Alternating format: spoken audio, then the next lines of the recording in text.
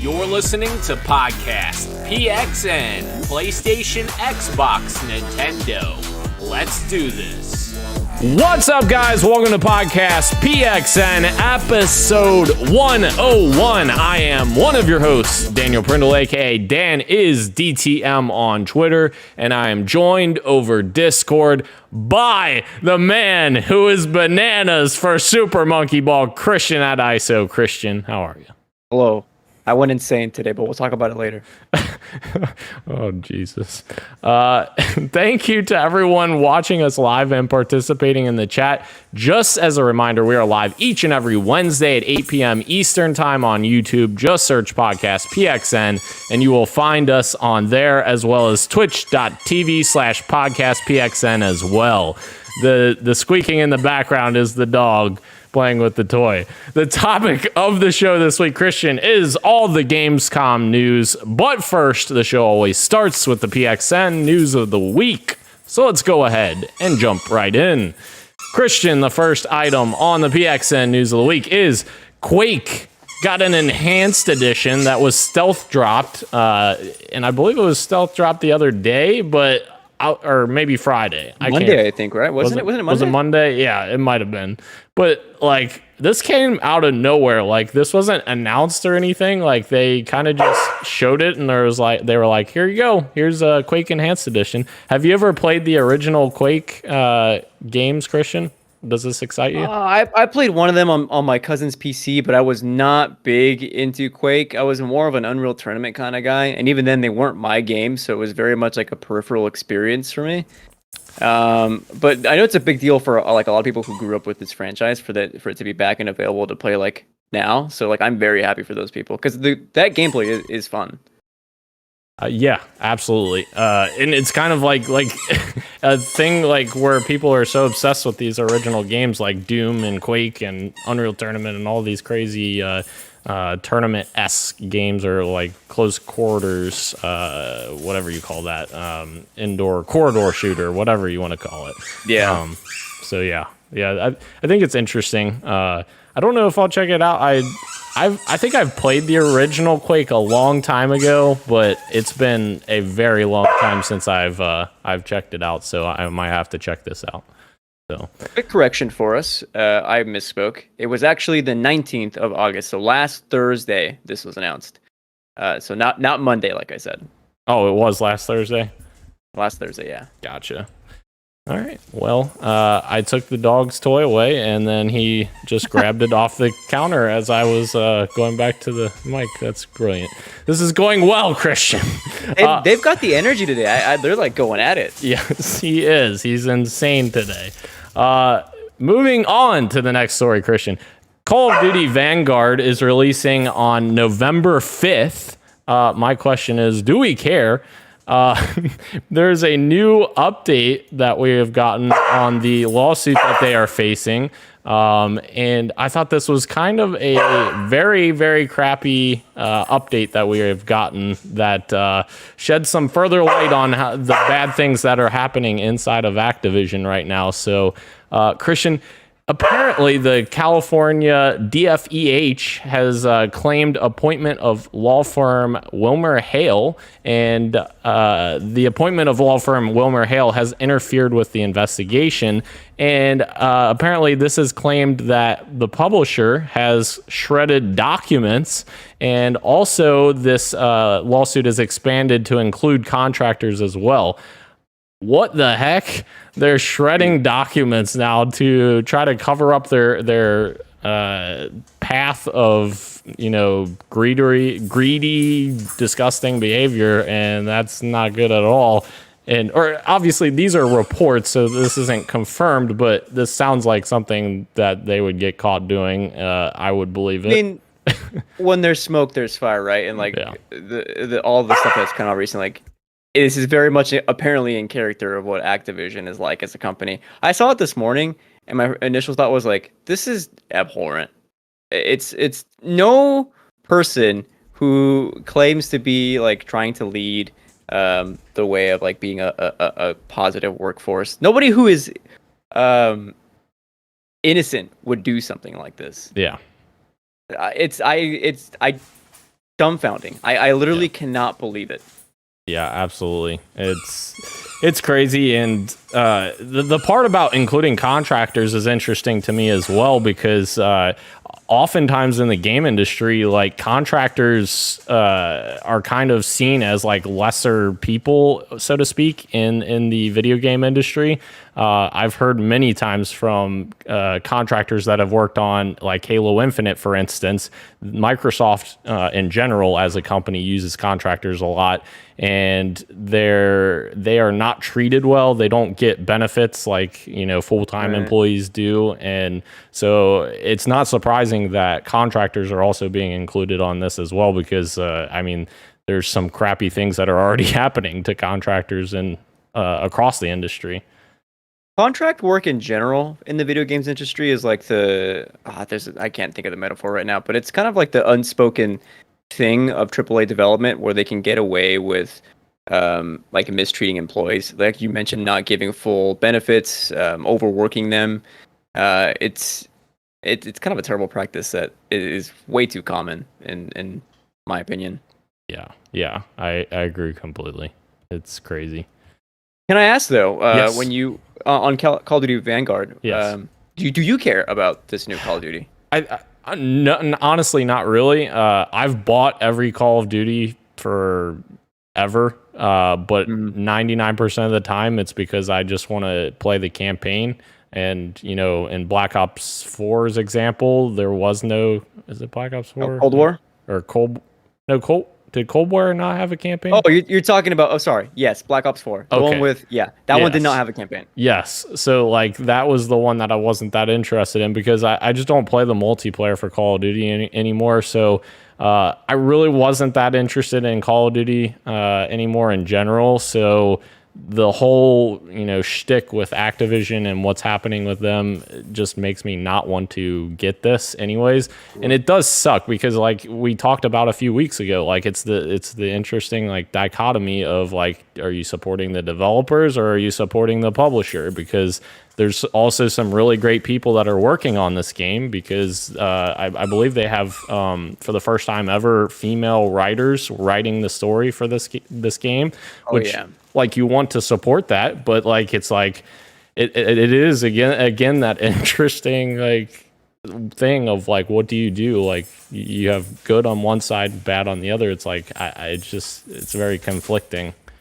The narrative team is comprised of, like you said, of mostly all women. Who I follow on Twitter, by the way, and like the composer is Bear McCree, if I remember right, the composer of God of War. Like all the elements are leading to like a great Call of Duty campaign. World War II from Sledgehammer Games was fine. Like I enjoyed that one. But from what I've seen this week, both the I guess we'll talk about it a little bit later in the topic of the show, but the trailer dropped earlier in the week, just like the kind of tone setting. Can't look at the world of the next Call of Duty. It looks fine. It wasn't anything that like got me excited, unfortunately. But I do love the people working on it. Like I hope it's a good game. Agreed. Yeah, and I thought Call of Duty World War II was fine as well. It's like, we'll see.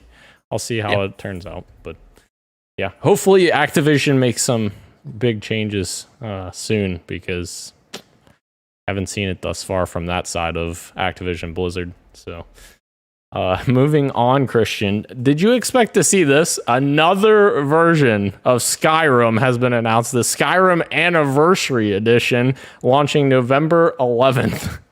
I have no idea what year we're in anymore. Yeah.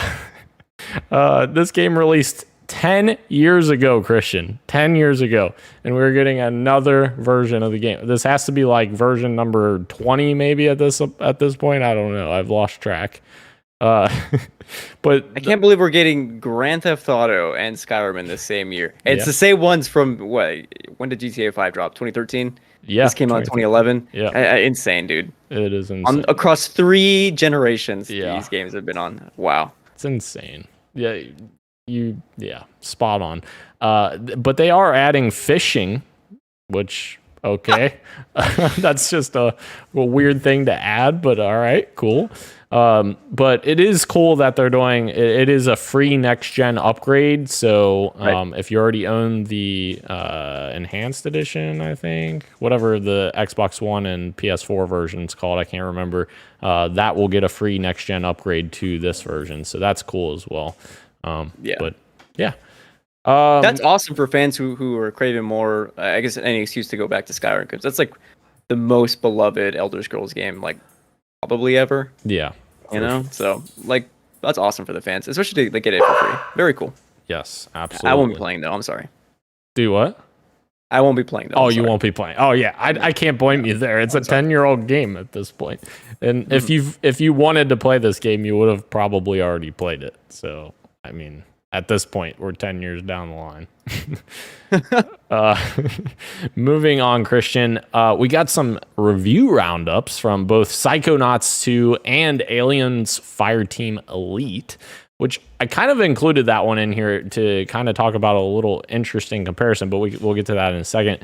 Psychonauts 2 has gotten some very positive reviews thus far. It's at an 87 on Metacritic, which is very solid. And people have been lauding the gameplay mechanics and how original each level is. Like, they said that each level is like so unique in its own right, where like you're doing different gameplay mechanics for each level. Like, it's not stale because they change it up with every single level. I've never played the original Psychonauts, but apparently this one's an easy one to jump into because someone asked one of the creative guys on this game if like we had to play the first game, and they're like, well, you'll lose like a little nuance or whatnot, but you'll still like, this is a great way to start into the franchise. So I think I'll definitely check it out on Game Pass. So what about you, Chris? I was gonna say it's on Game Pass. So if you are you gonna play the first one? Is that what you said? I'm going to check this one out. I have this problem sometimes, and it's similar to your problem with Halo CE, where I can't go back and play old games because it's not the same, you know? Dude, it feels dated for sure, but it's got that Double Fine charm that it's worth at least checking out if you're interested. If not, I mean, there's no shame in watching a recap video on YouTube. I think it's fine. Yeah. I think the most famous thing from the original Psychonauts game is the milkman scene, which has been on Twitter. Like, I think I see it once every year. Probably like the most funny thing from Psychonauts. But like, yeah, I'm so excited for Psychonauts 2. I downloaded it last night on my PC, and I have it queued up, ready to go this morning. Because apparently, from what I've heard, it's a Game of the Year contender. Yeah. Shout out to Tim Schafer, the crew at Double Fine. Shout out to Microsoft publishing another the first banger of the year from them, I think. Right. Yeah. And Microsoft giving them money, I guess, more money to help make this a reality. Like. Yeah, incredible stuff. Yeah. I'm so excited. Absolutely. And Christian, Aliens Fireteam Elite is an interesting one. It is kind of it's similar to like Left 4 Dead, except it's like an aliens game. And I think it's third person as well, but I thought it was interesting because it's getting like average reviews right now. It's averaging 70 on Metacritic, which is it's not bad. It's not a bad game. It's not, it's not a fantastic game or anything, but, I think it's interesting because this game is priced at $39.99, and it's almost fulfilling like that niche that, older AA developers or publishers would put out these like, mid-tier games. And I think that's kind of an interesting thing that they're doing. Like, does this interest you at all at $40? Like, does it pique your interest or no? Unfortunately, it doesn't, but I won't lie. It does look fun. I think sort of the AA games can be hit or miss with me. They're only as good as the people I play them with. True. And that's just the kind of enjoyment I get out of those kinds of middle of the road experiences. If I had like a crew of people that I played games with every day who were interested in playing Aliens, like I for sure would probably have a blast playing it for a week or two. And I'm sure I would probably sit at around that 7 to 8 range. Yeah. Based off what I've heard from impressions on Twitter and stuff. But as it stands for me alone, probably not something I'm going to check out, just because I have a lot of backlog games and stuff to check out for the rest of the year. Yeah, I don't blame you. I'm in the same boat. Like it's definitely an interesting conversation, right? To have that lower price point, especially with next gen games that cost $70 now well, in some cases, but like that, it's almost half price of that. So like it is interesting to like think about like, I don't know what other experiences we could get in the future for like this kind of model of a cheaper price, but maybe not as good of a game, I guess.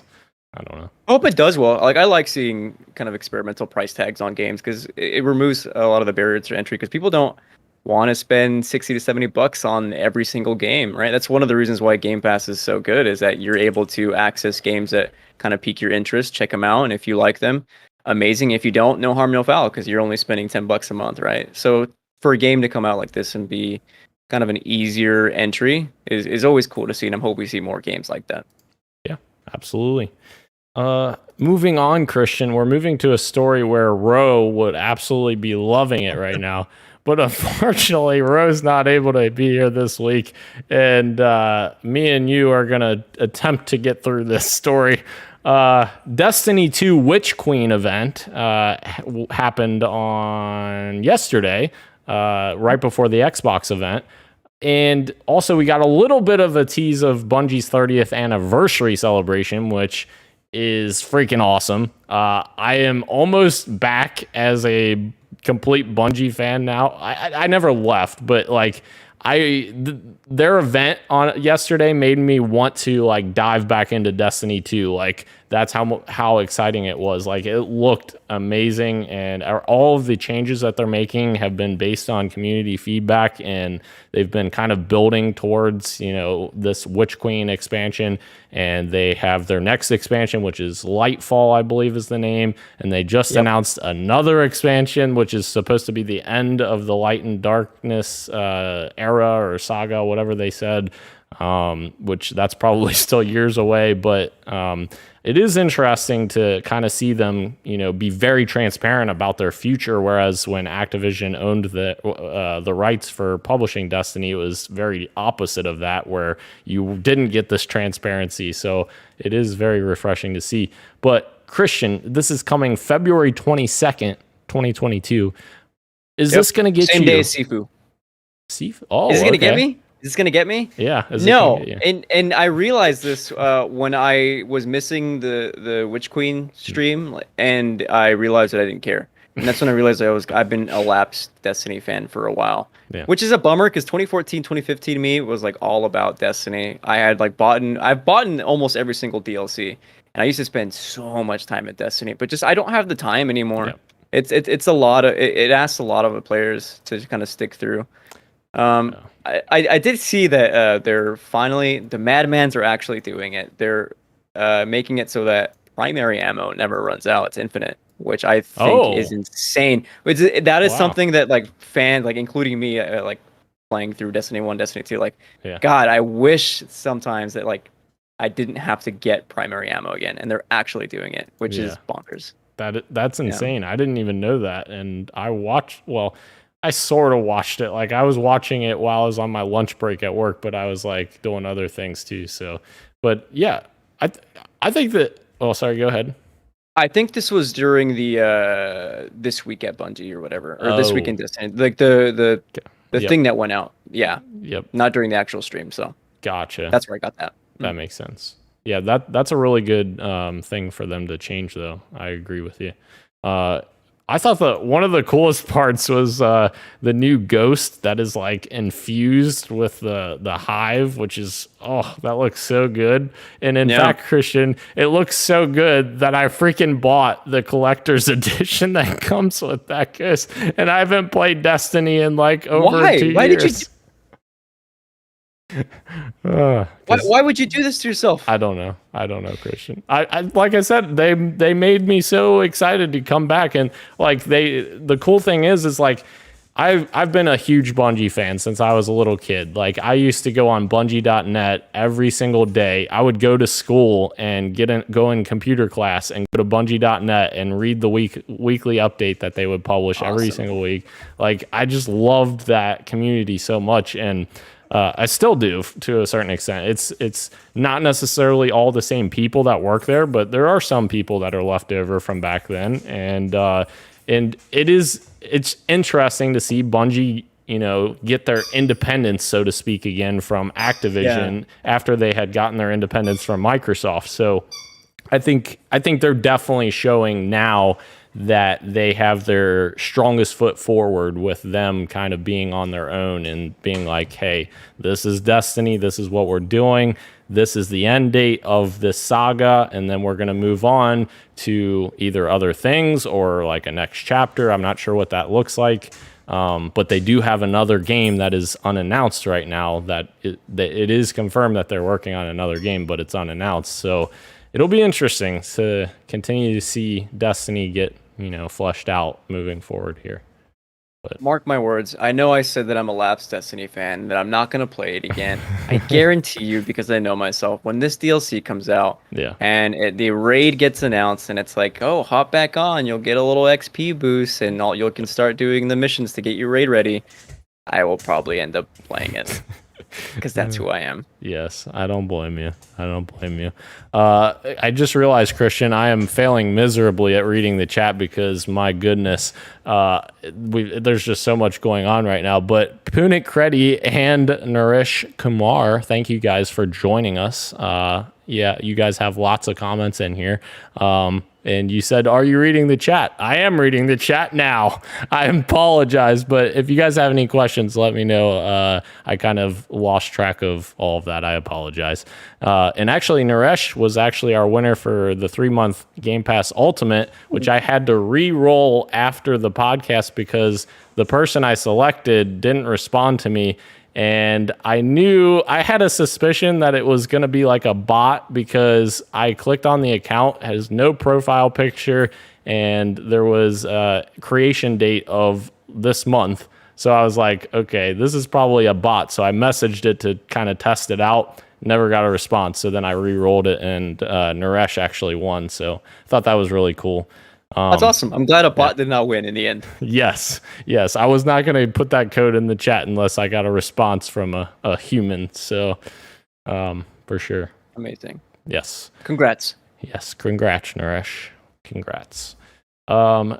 Christian, the other thing I want to quickly mention, Bungie has a ton of stuff in their store for their 30th anniversary. I, of course, bought a bunch of stuff because I love it. It's so good.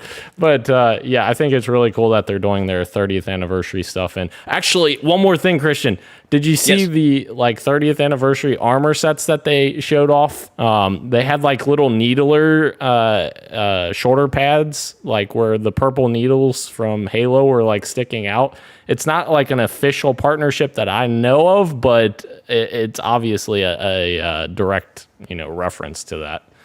Is this like clothes or like, I don't understand. Shoulder pads? Shoulder, yes. It's like a shoulder that has like spikes sticking out, like needle spikes. So they're purple needles. Like to wear, like it's a thing I can attach to my shoulders and put on. I think it's like the shoulder. Is there shoulder armor in Destiny, or is it? It might be part of Titans. Okay. Yes. Yep. I think it was the Titan. Because they had 3 different outfits for the Titan, Warlock, and Hunter. But yeah, Hunter supremacy. Yes, Hunters. Yes, I love Hunters. Moving on, Christian, to our next story. Splitgate will remain an open beta for the foreseeable future after announcing more than 10 million players in under 30 days. That is insane. Yes. This is like verging on like Fortnite territory back when it was first getting started as well. Like that's a lot of people playing the game. And my question is, Christian, will Splitgate outlast Fortnite's beta? Because Fortnite was in beta, I feel like, for like 2.5 years or something, or 3 years. Which is nothing compared to Minecraft's beta. Let's remember this. Yeah. I don't know. That's hard to tell. My only concern is whether or not Splitgate will stay with like this high player base through the fall, with 3 banger multiplayer games coming out with Halo, Battlefield, and Call of Duty. Like that's honestly my concern, and it'd probably be like my concern if I was working at Splitgate. Yeah. But keeping I think the game in beta is probably the smart move, just to continue to work on it, polish it out, making sure your servers can handle this high amount of people, and just kind of prepping kind of what the next like drops of seasons and content are going to look like once we approach a launch for the game. Absolutely. Yeah, I agree with you completely. It's interesting because we talk about Fortnite being in beta for so long, and you talked about Minecraft being in beta for so long, and now this is going to be in beta for foreseeable future. And we'll get to this here in a second. This kind of leads into the next story, but I think it's fascinating how there's a different mindset around a game that's in beta than a game that's fully released, because you'll remember the day before, I think it was like the day before the game Splitgate was supposed to launch, like officially launch, they said, no, we're pushing the launch back because our servers are overwhelmed. We have too many people. We can't do all this. We can't launch like this. So I do find it fascinating that people are accepting of it because it has that beta label. So my question now, to lead into our next story, Christian, Halo Infinite announced late last week, that co-op campaign is being delayed and Forge is being delayed, which Forge is their map editor and map creator. And so co-op campaign is being delayed by one season, which is 3 months. The seasons last 3 months. Yeah. And Forge is being delayed 2 seasons, which is 6 months. So my question is, like, there's been some outrage from the Halo community for co-op campaign specifically. There are Forge people upset as well, but co-op campaign has been a mainstay in Halo for so long that people are upset about that. My question is like, I guess I don't know how to put this without, pissing off all the Halo fans out there, but I don't understand a different standard that we hold, retail games to, like, Splitgate delaying their full release. If Halo Infinite had, if Halo Infinite was supposed to release the next day and they said, no, we can't do that, we're going to stay in beta until indefinitely, that would be a very different reaction to what Splitgate guys have gotten. And yes, they're two very different sized companies. Splitgate's a tiny developer, and Halo Infinite is being developed by 343, who's huge. However, I do find it interesting that there's this dichotomy between the two, because at the end of the day, the thing's not ready. You don't want to release something that isn't ready. So, like, Microsoft, I guarantee, told 343, you have to launch this fall. There's no delaying it again. What features do you have to cut to get the launch ready for this fall? Yes, it sucks. I hate that it's not there at launch. However, I don't think that it's the end of the world. And actually, I personally am happy that it's not, the whole game's not being delayed, because there's already so many campaign spoilers out there right now that I'm afraid longer it goes, the longer it goes between the time I get to play and now, the more chance I have of the campaign being spoiled, which to me is the number one thing. I can still play solo, and that's the number one thing to me. But what was your initial reaction to this news, Christian? Yeah, there's a lot here I want to respond to. I guess I'll start with what you were ending at, which is, you're right. It isn't the end of the world. Like, let's be real. It's just a part of the game that will eventually come. Like, at the end of the day, it's okay because we're still getting it, right? It's still going to be included. But I think the big thing, which the difference between Splitgate and Halo Infinite, is that we're asking two different things, right? Yeah. You have to. The multiplayer is free, but you still have to buy the game full retail to get the campaign experience, and to have a part of the campaign that they were making that was supposed to be in it delayed, right, until sometime next year, is, I think, a little bit of like, people are justified in being a little upset because it is disappointing. And you said it, like, it's a mainstay of all the Halo games, so I can see where the flashback is coming from fans. Forge is kind of a different thing because that community I think is smaller, even though they are a very vocal community, from my understanding. Yes. I think it's perfectly fine if that's coming later. That seems to be kind of an aside, right? That's more multiplayer focused. The campaign stuff, there's no right answer, right? Because if they delay it, fans are going to be mad, right? But if they release it with something missing, fans are still going to be mad. So you're kind of damned if you do, damned if you don't. I don't know what the right answer is. Yeah, you're exactly right. Like if they had pushed this game again, like delayed this game again, people would have been flipping out, and people would have been saying, "Oh, what's wrong with Halo Infinite? What's wrong?" Yeah. At the end of the day, the game just didn't have enough time to get the features in that they needed to get in, that they wanted to get in.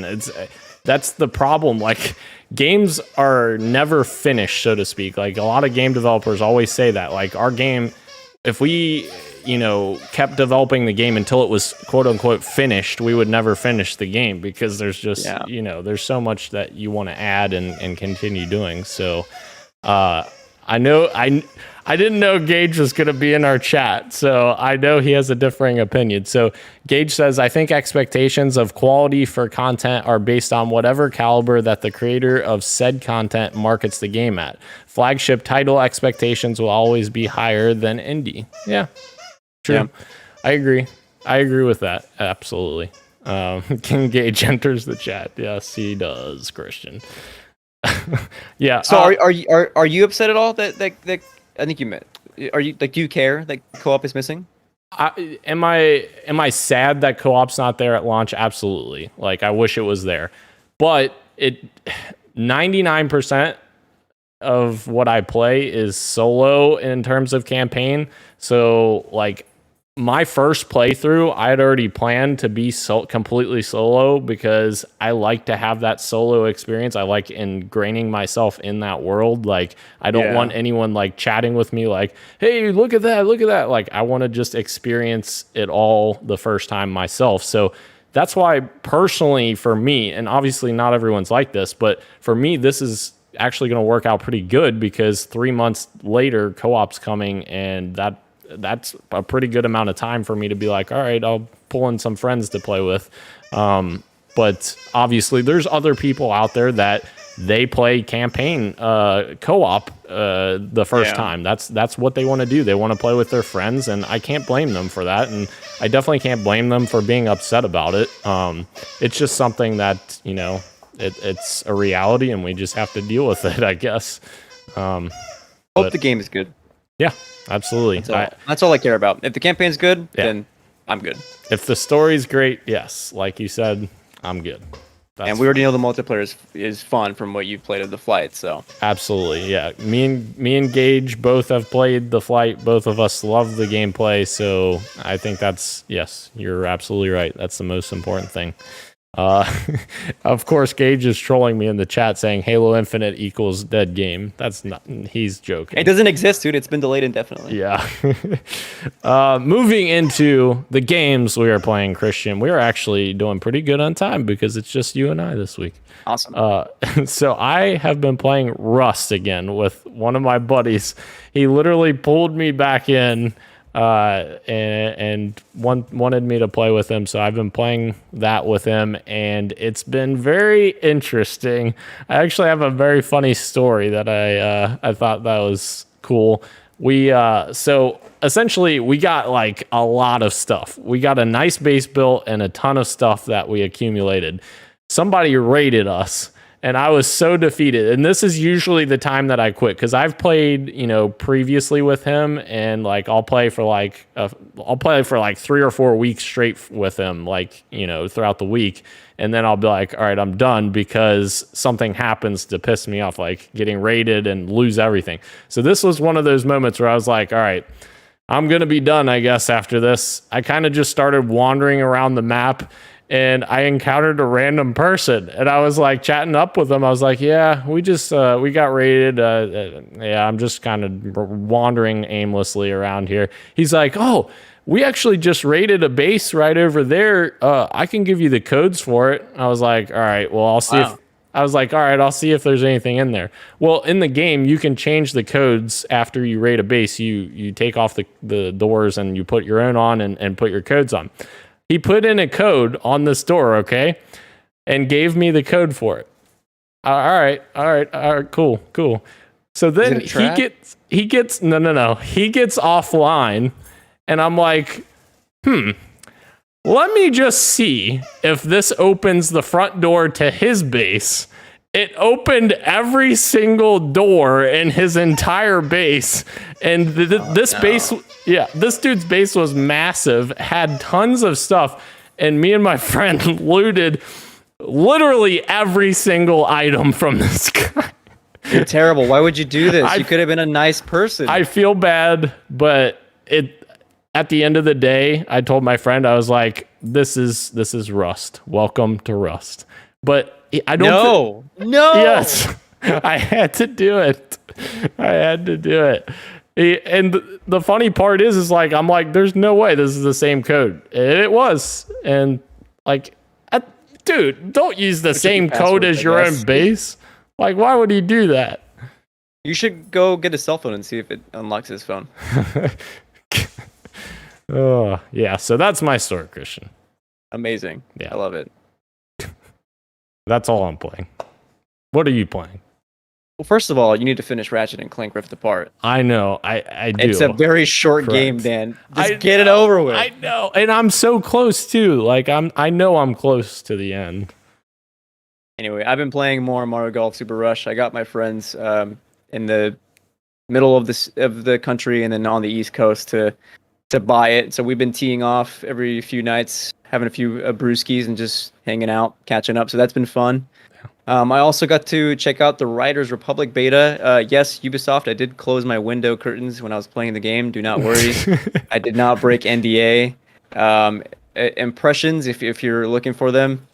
Controls a little janky, I won't lie. Like the races are tons of fun. Yeah. But whenever I'm trying to do, I still don't understand why controlling my body is on the right stick and not on the left. Like that disconnect happens so much for me when I'm like doing any of like the tricks, either whether it be on the snowboard or the bike or the skis. Like I can't seem to fix it in my head. Also, why can't I switch stances? Well, you can, but why can't I set my default to goofy? I skate goofy, and that starts me off on the regular stance, and that pisses me off. Character customization.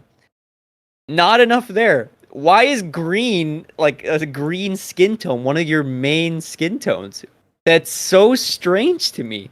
Let's get some more tan options in there, I guess. Yeah. But anyways, it seems like to be like a fun game if you're hanging out with a bunch of people. On my own, playing the beta, I realized I probably won't be picking it up, which is sad because I was really looking forward to that game. But I don't know. Maybe I'll continue playing throughout the open beta, and if I change my mind, then I change my mind. Yeah. Last game that I played this week was a new Game of the Year contender for me, which is The Forgotten City. I started it up over the weekend after being severely disappointed by 12 minutes ending. For those that don't know, The Forgotten City is another time loop game. Originally a Skyrim mod. It's a small team of 7 people where you end up going back in time to this Roman civilization. They live under the Golden Rule, which is you cannot sin. And the whole premise of the game is someone is about to break the Golden Rule. And once they do, the statues come alive and turn everyone who is alive in that city to gold.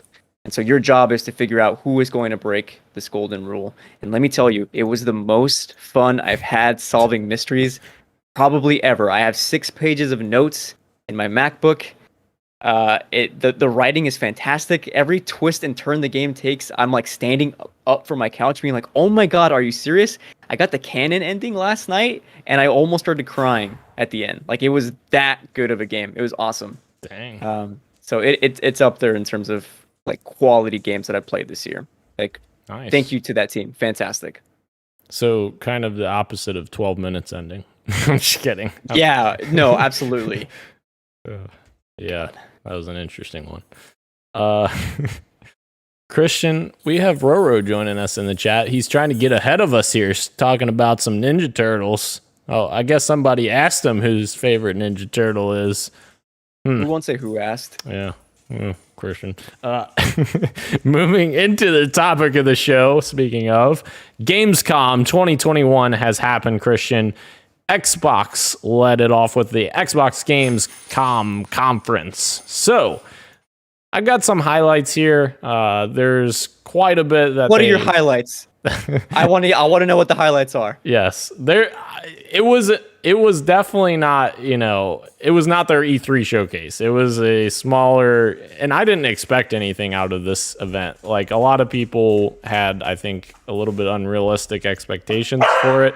But I do think that it was okay. There was some good stuff in there, but overall there wasn't a ton of substance there. But anyways, Forza Horizon 5, Christian, still looks absolutely freaking stunning, and I absolutely can't wait to explore Mexico in that world. That is absolutely beautiful. And they revealed the cover art, which is equally beautiful, and they unveiled a controller. Yes, the controller looked amazing. So wait, you don't use a controller on PC, right? Or do you? Hey, what are you talking about, Dan? It's right here. Oh, so are you gonna get the Forza Horizon 5 controller? No, I do not need to spend money on more controllers. Sorry. No. I understand. And the special edition ones are always more expensive too. So yeah, obviously that's a bummer as well. We'll talk about it later. But there's a certain controller that was announced today that I looked at the price and I was like, absolutely not. Yeah, it's a hot controller, but absolutely not. I'm sorry. I think we know what we're talking about, but we'll get there. So Forza Horizon 5, absolutely phenomenal. Dying Light 2, I thought looked pretty good as well. I'm excited to kind of see more from that game. It's kind of been on hiatus for a while. They did say that they were, going to have twice the number of parkour moves that the original game had, which I thought was really cool. That's one of the cool parts about the original game, is being like very Mirror's Edge-esque with the exploration and that kind of stuff. So that got me excited. Reversal looks awesome. There's a part of that clip where the protagonist jumps off a building, turns around, and then throws like a hook, and then they jump into like the bottom of the window. Like, that was very cool. That was super cool. And obviously, Christian, you had to be excited about seeing those trebuchets. I mean, they spent 20 minutes talking about trebuchets. I was literally going insane. Like, I was very happy that I had actual work to do as I watched, because the work was like more fun than what was on screen. Yeah. A beautiful cinematography. Don't get me wrong. Like, the footage of the trebuchet was fantastic, but like, I don't know why it was here. Yeah. Just show us Age of Empires gameplay. You didn't need to talk about a trebuchet for 20 minutes. But yeah, was there anything else that stood out to you at all, or any? I can't believe you didn't bring it up. Okay. I know Ro will agree. It's the games coming to Game Pass, the Humble games. Those looked fantastic. We got a look at one that was in today's showcase that we'll talk about.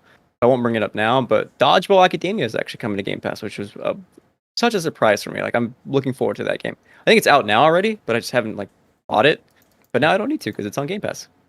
You know what? That's why you and Ro are like the indie experts, I guess I'll call it, because I feel like that's like a blind spot for me as the indies. Like, I'll enjoy some of them, but like, it's usually the bigger indies that I enjoy. I don't ever pay attention to these smaller ones, and that's a fault of mine.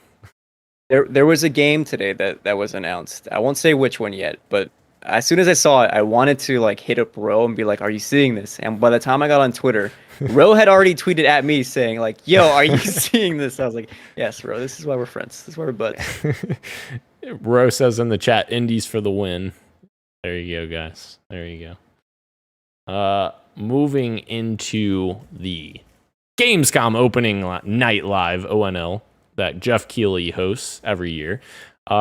I thought this was a very good show. I feel like Jeff has really stepped up his opening night live, E3, and Game Awards presentations the last couple of years. I feel like he's done a really, really good job of getting exclusives that are very cool, and very interesting. And that's one of the things that people were talking about that was missing from the Xbox conference was Halo Infinite. People were freaking out like, oh my gosh, is the game getting delayed again? Where is it? Halo's not here. I'm like, guys, Jeff Keighley's show is about 10 times larger in terms of audience than the Xbox presentation. I get the Xbox presentation. You know, you probably should show your own content, but at the end of the day, Microsoft's trying to get as many people to see like what they're doing as they can, and everyone who's watching the Xbox event is also watching the opening night live event most likely. So I feel like that's the reasoning why they were going to do it. But people were freaking out, Christian.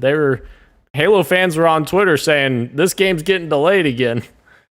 I'm glad it isn't. I mean, there's still a chance it is, but I don't think it will be at this point. But I know we moved on, but this honestly, this kind of was a sign for me for Xbox to be like, why did we even have a conference for you to begin with? Like, I think a solid Xbox blog post would have sufficed, and I think it would have felt a lot more powerful. Yeah. But I don't know. I got my eyes on a lot of games, like the humble games. So even what they did last year, last year they did those monthly Xbox presentations or whatever. They could have just did one of those, and they could have shortened it to be like a half hour. Like they did not need an hour and a half or however long that was. That it did not need to be that long at all. And that would have been, sufficient. But yeah, I agree. It was. Before we go to the breakdown, I have a question for you. Yeah. What would you rate today's opening night live? What would I rate it? So minus, if you take out my bias for the game that we're talking about, obviously Halo Infinite. If you take out the bias from me for that, because if I include that, I can include the bias. It's okay. Okay, A+. But all right, never mind. If I'm being realistic, I'd probably say a solid B. I'm with you. Yeah. Mostly the ads and the bizarre awards that they were giving out just took me out of the experience so much. Yeah. Why are 2022 games that aren't out yet winning 2021 awards? I don't know, but here we are. Otherwise, pretty solid conference. And the bizarre thing of that is reading the details for the entry requirements for the awards for the Gamescom awards. All you had to do was just submit video footage of your game that was 10 minutes or more, and it could be previously already seen footage. So like you didn't even have to be, at this event or, at Gamescom in general. All you had to do is just submit gameplay and you would be entered to, win an award, which is kind of a little weird, but I don't know. I didn't even think Elden Ring had 10 minutes of gameplay available. Yeah, that's true. Yeah, that's true. Thinking about it, gosh, I don't know that. I guess cinematic might count as well, like their cinematic trailer plus that. I don't know. It'd be interesting to count that runtime. Anywho, Christian. So we got a bunch of news, a ton of stuff. So there's no way I could go through all this. I will attempt to go over the highlights, or like both of us attempt to go over the highlights. Yeah. But obviously the biggest thing here, Christian, Bus Simulator 21. No, I'm kidding. I saw this in the pre-show. I was very excited. I'm just kidding. Yeah, I'm kidding. I was like, wait a minute, is he actually interested? No. They started the show with Saints Row. Did you ever play the original Saints Row trilogy?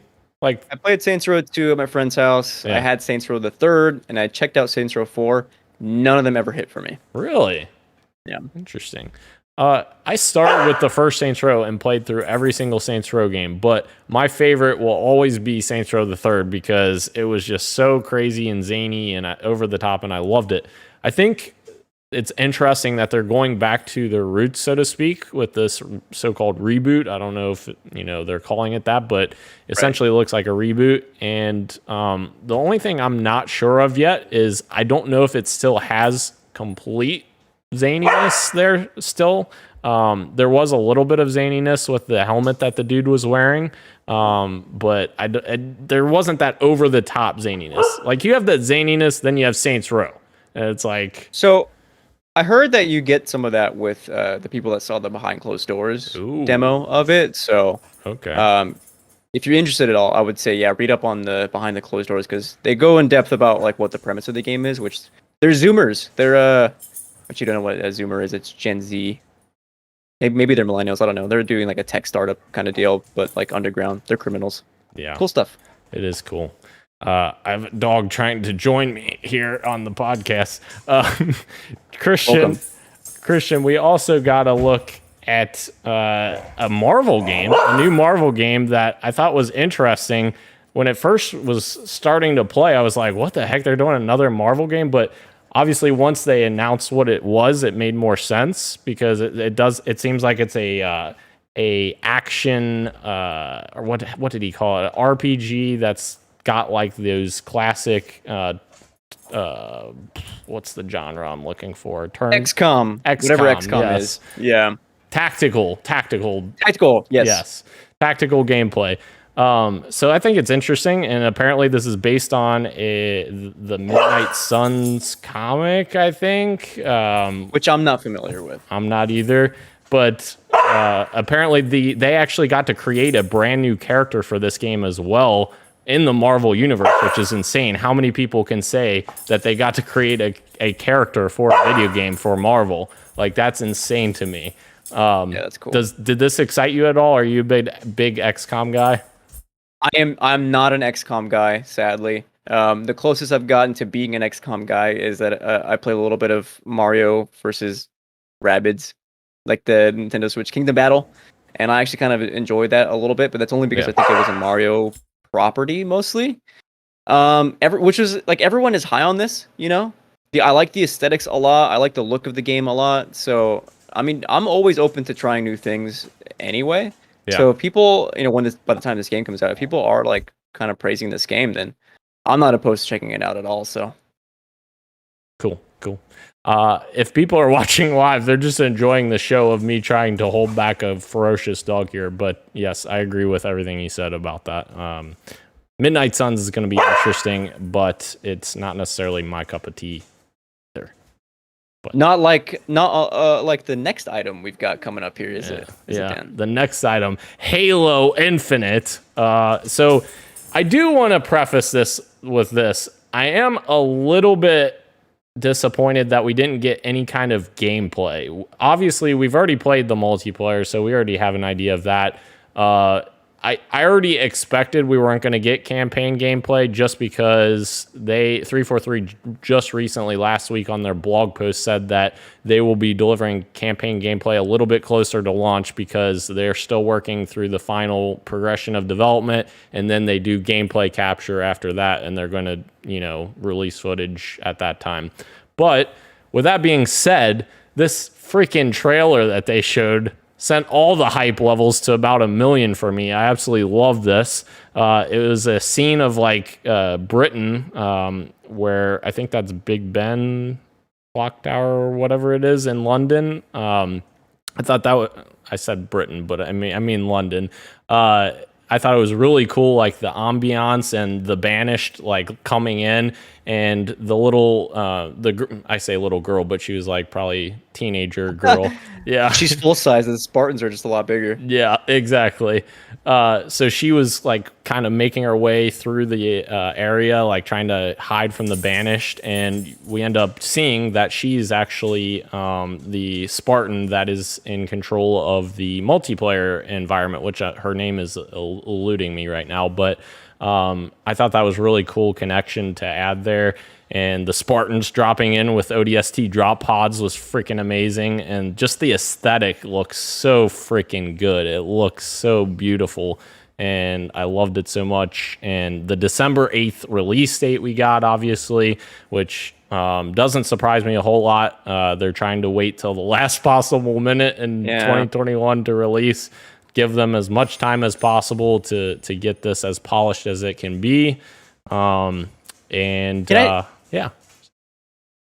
say, like, I felt so bad for 343 when I woke up in the morning and I saw, the release date leaked. Yeah. Which kind of sucks. Like, they deserve to have, like, that moment, like, on stage. And then when the release date actually showed up on stage, I felt it was a little lackluster because it just kind of showed up behind Jeff Keighley. Yeah. They're like, all right, cool, there you have it. And let's move on.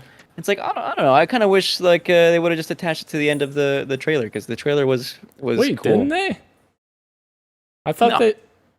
they didn't. Oh, The trailer ends and they kind of give details on like that this is part of the season. You know what? Multiplayer campaign, and then the date comes up behind Jeff Keighley. I was like, well, Yeah, you're right. I forgot. I watched it after the fact when they reposted it, but they added that after they reposted it. But yeah, like you said, the multiplayer. This is the introduction cinematic for multiplayer season 1 of Halo Infinite. Which, if they have this little cinematic in front of each season, I will freaking love that. I will eat that up. So good. it's cool stuff. And things that I will eat up, Christian. Halo Infinite Xbox Elite controller was also revealed. Oh my goodness, it looks good. And this is what you were referring to before about a $200 controller. It is $199, which is expensive. But it looks really good. Yes. It's not unheard of because the normal Elite Series 2 controller costs $179.99, I believe, original price, or $170, one or the other. So it's not unheard of that this is going to be that high because the extra premium of the custom version. But yeah, I already have one ordered. Christian, don't tell anyone. Speaking of things you ordered, what else did you buy? What else did I buy? Well, let me just tell you, Christian. Halo Infinite Xbox Series X limited edition console was also unveiled, and I pre-ordered that from Target. But my gosh, that was a process to get that pre-ordered. It dropped originally just on Microsoft Store, and people were saying they thought that it was only going to be released on Microsoft Store. And I started freaking out because I tried to get in right away. I refreshed the page constantly. As soon as it went in stock, added it to my cart, went to the checkout, and it was out of stock as soon as I went through the checkout. I was like, are you freaking kidding? It was literally seconds. And so I was freaking out. But then one of my friends on Twitter, and actually I know him in real life, Crocodile Rungy, Jacob Rungy, he actually sent me a tweet with Target as soon as it went live, and shout out to him because I was able to secure one from Target. So super happy about that. And the nice thing is, Christian, I could just sell my current Xbox Series X and pretty much, break even from my new console. That's awesome. So, and the dog pulled his collar off. But yeah, I'm excited about it and ready to play some more. Ready to play the next test. Speaking of things we're excited for, the next thing that was announced in the show, I think, is my favorite thing we saw across the entire that's not true. There was a few other highlights, but this was my first major highlight of the show. Can you guess what it is? I'm gonna guess Cult of Lamb. Cult of the freaking Lamb, dude. Are you kidding me? This looks awesome. I like a dungeon crawler-esque. Like I love the animation style of this game. You play as a lamb, like as a cultist satanic lamb. You're like sacrificing the other animals in the forest to gain powers. I want to know more about it, and I want to play it. This looks awesome. Yeah. It looks very interesting. I like the art style for sure. It's like I don't know if it's like a Oxenfree-esque, like it kind of gives me that vibe a little bit, but like with more color, obviously. I don't know. Maybe that's a poor comparison, but I don't know. Christian Rose in the chat, and he said, excited to see the gameplay from Marvel XCOM. I completely have been neglecting the chat once again, so I apologize, Ro. And CGI trailers need to stop. My God. Yeah, that's true. And the Halo Infinite CG trailer was CG, so yeah. Yeah, true.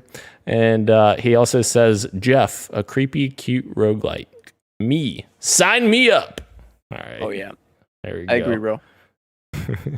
The next one, Christian, TMNT Shredder's Revenge, which I believe Ro mentioned a little earlier, saying April O'Neil was going to be his favorite character to play as, but his actual favorite turtle is Mikey. So this is really cool, though. April O'Neil we can play as, Christian. Are you excited to play as her? No, because I play as Donatello exclusively. But very cool. I love that April's in the game as a playable character. That's like that. objectively freaking rules. Like, I'm so happy about that. Also, like TMNT, like Turtles in Time, what a freaking game! So, I'm so excited to jump into this one. Yes, agreed completely. It's so cool that they're making a sequel like to such an old game that in that style. Like, I love it. It is really nice looking. Yeah. But Christian, I think we're moving to maybe, something that might make you a little bananas. Bro, I yelled. I yelled. Look, okay, I know they announced minigames before, but when they were going through and spending time legit showing all the minigames from the Super Monkey Ball games, I was losing my freaking mind. I had forgotten about so many of them. And then I learned, I was so disappointed that it's only local co-op. You cannot play this game online, and I am bummed. I am devastated. I hope they add it in the future. What an absolute miss. Oh, that sucks. Yeah, that's kind of disappointing, and yeah, that's such a cool party game. You'd think that they would have like online with that. That kind of sucks. Does Morgana, I don't know how to say it. Does that interest you? Yes, dude. Okay. When the Persona stuff came up, I was like, oh my god, it's actually gonna be Joker, and then Morgana shows up, and it's like, it's not. This is better. Very cool. Sweet. Christian, speaking of Splitgate from our news earlier, Splitgate Season 0 was announced, and it is out now, actually. And there's a new multiplayer map they showed off, which I thought looked really cool and actually looks a lot more unique than the other maps, I think, that they had in there before. Thought it looks really cool, so definitely need to check that out, because I enjoyed my time with it after I've been wanting to told me. Yes, I've been wanting to play more because there's a 3v3 game mode in there that's like round based, where it's almost like not search and destroy, where you're not having an objective, but it's like last team standing sort of deal, which I think is the best mode in that game. Like, it's super strategic and very fun. Interesting. That does sound cool. Lego Star Wars: The Skywalker Saga will finally launch in spring 2022. Christian, you play a lot of the Lego games or no? I used to growing up, yeah. I love the change in camera that they've done, where it seems a lot more like close and intimate, and it's more like third person other than like, top down. This looks freaking incredible, dude. I can't wait. It looks legitimately awesome and so much fun. What a cute game. Yeah, Traveler's Tales always does an amazing job with the Lego games, for sure. They don't get enough credit for that, for sure. Mm-hmm. We got another look at Synced Off Planet, which is getting a showcase tomorrow, apparently. I didn't know that. That's interesting. But yeah, this looked interesting. I don't really quite know what it completely is going to be when it launches, but it looked interesting. I don't know. Curious to know more. There wasn't enough there for me to like form an actual opinion, but curious to know more because it looks pretty. Yeah. The Outlash Trials were announced for 2022. I really enjoyed the first Outlast game. I thought that the horror in that game was so good, and the tension, like, you have that dude following you and like sneaking through the little tiny paths. Like, oh, that was so good. It was so frightening, but so good. I'm sure Ro would love it, right, Ro? I love the first Outlast. How do you feel about this one being a multiplayer game? It's interesting, and that's why I'm kind of intrigued to see how that works, because obviously, it doesn't always work when you translate single-player games into like a multiplayer experience, but it sounds interesting. The premise sounds interesting. I just kind of want to see like it in practice and see what happens with it, for sure. I'm in the same boat. It looks enticing enough, and I love the first one enough for me to be curious and hopefully check this out if it looks cool enough. So, yeah. For sure.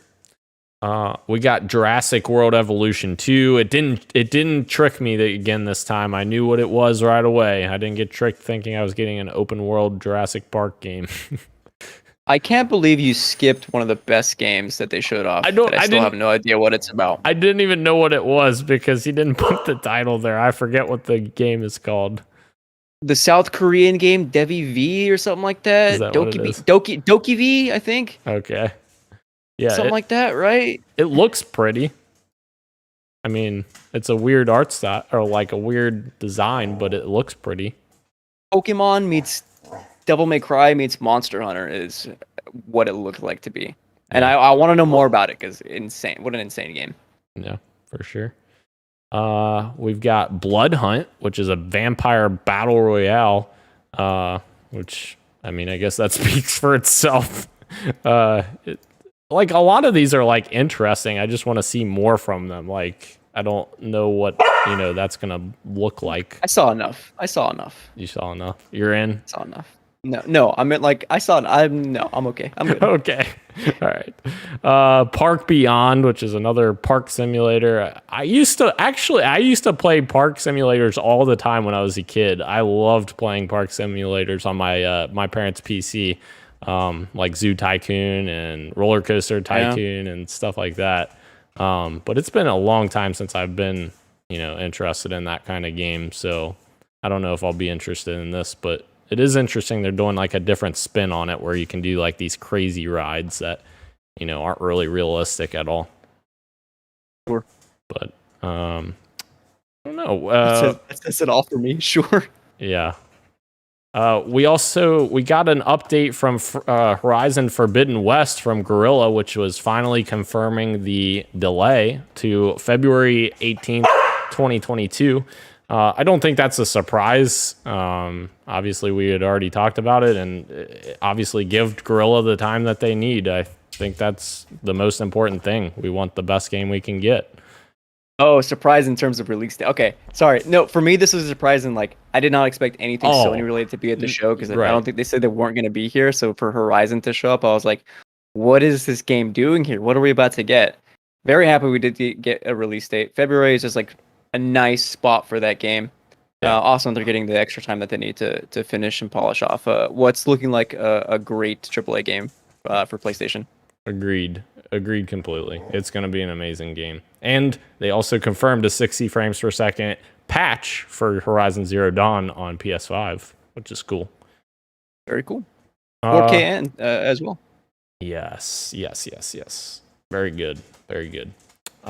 We've got Tales of Luminaria, which I'm not a Tales fan, so I don't know much, and you're shaking your head, so you don't.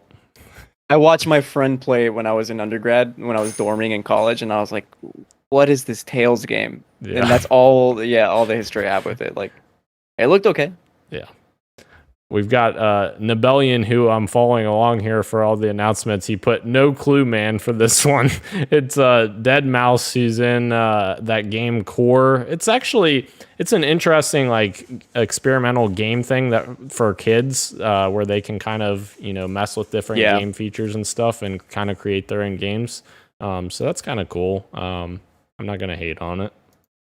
I still don't understand why he came out and was like, yeah, it's pronounced Dead Mouse 5 when for so long he was like, it's Dead Mouse. So I was like, what are we doing here? Then he called himself Dead Mouse later in the actual video. So I was like, what? I have no idea. Yeah, that is goofy. Rose says February is nuts. Yes, it is. And he said genuinely want to see more of Doki V. What a weird showing, but it freaking captivated me. Absolutely. Nice.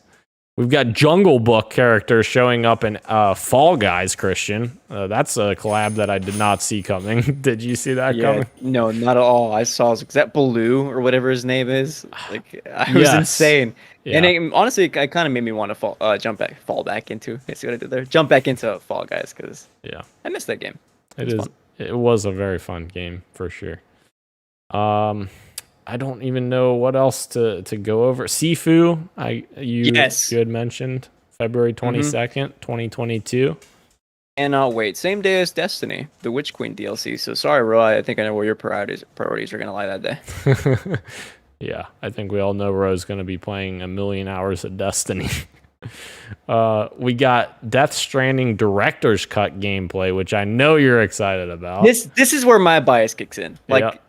People were disappointed that the showcase ended on this, and you know what? I'll concede. I'll agree with you. Sure, it's a very weird thing to end the conference on, but you know what? This trailer was made for me and me only. I was in love, baby. Sorry, go on.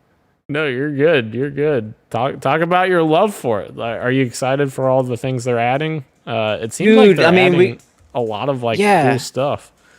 There's the firing ranges that we've seen before. I think that looks really cool is like these extra side missions, like deliveries that you have to do where you're forced into these like close quarters scenarios where you have to rely on stealth mechanics and some of the more action mechanics that were kind of few and far between in Death Stranding. And look, for me personally, I think that was like a good thing in the core game. Like the shooting in that game isn't as good as the walking and the climbing, which is a very weird thing to say in a Kojima game, but like legit, like it's weird.